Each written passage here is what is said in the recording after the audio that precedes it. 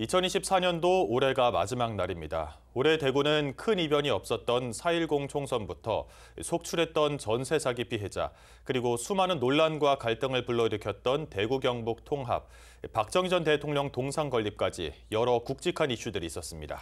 다사다난했던 2024년의 대구를 김민재 기자가 정리했습니다. 2024년 초 홍준표 대구시장은 대구 경북 행정통합이라는 카드를 꺼내들었고 곧바로 속도전에 돌입했습니다. 경상북도와의 의견이 엇갈리면서 통합이 무산되는가 싶더니 정부가 중재에 나서면서 급물살을 탔습니다.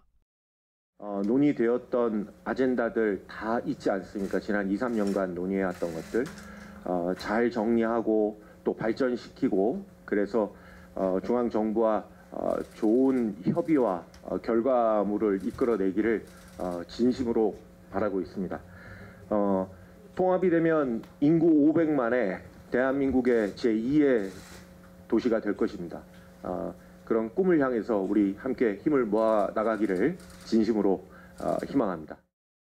하지만 주민 여론 수렴 없이 행정이 일방적으로 추진하면서 곳곳에서 반대의 목소리가 터져 나왔고 여기다 탄핵 정국과 맞물리면서 통합은 그 추진 동력이 크게 약화됐습니다.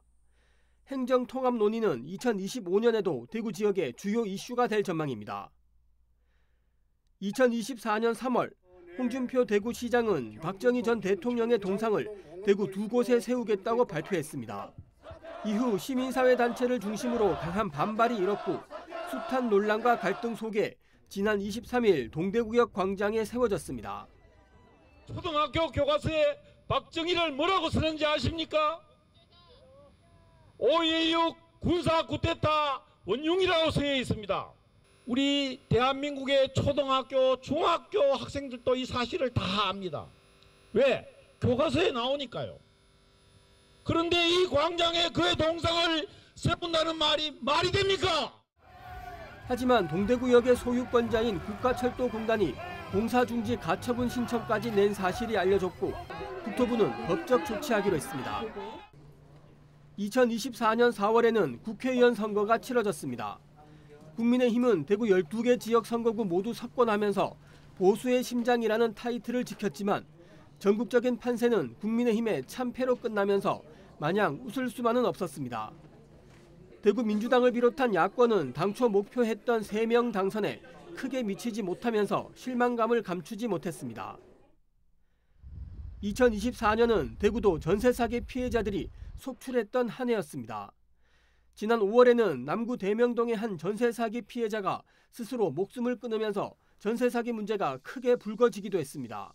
대구시는 전세 사기 피해자들을 위한 대책에 손을 놓고 있다가 곳곳에서 비판 여론이 거세지자 지난 9월에야 전세 피해 지원센터를 설치했습니다. 지난 7월 북구에서 전세 보증금 15억 원을 가로챈 40대 임대인은 1심에서 징역 5년을 선고받았고 71억 원의 보증금을 돌려주지 않은 남구 대명동의 한 임대인은 징역 13년형을 선고받았습니다. 저희는 지금 20년, 30년 빚을 갚으면서 살아가야 되고요. 여태 모았던 돈, 그리고 대출받은 돈, 그리고 또 다른 집을 구하기 위해서 또 다른 새로운 대출을 또 받아야 하고요. 20년, 30년도 부족하거든요. 저희는 빚만 갚으면서 살아야 되는데 13년 말도 안 되죠. 국내 최초의 살인미술관인 간송미술관이 지난 9월 대구에 둥지를 틀었습니다. 훈민정음 해례본과 조선시대 회화의 최고 걸작인 신윤복의 미인도를 비롯해 최고의 문화유산들이 선을 보였습니다. 간송미술관은 개관 20여일 만에 20만 명이 몰리면서 큰 인기를 끌었습니다.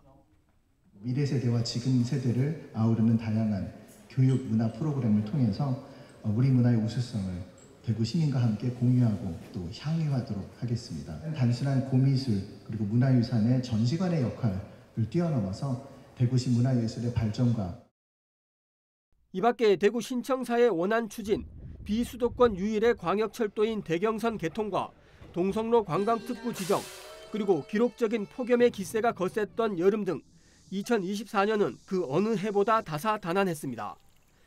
BTV 뉴스 김민재입니다.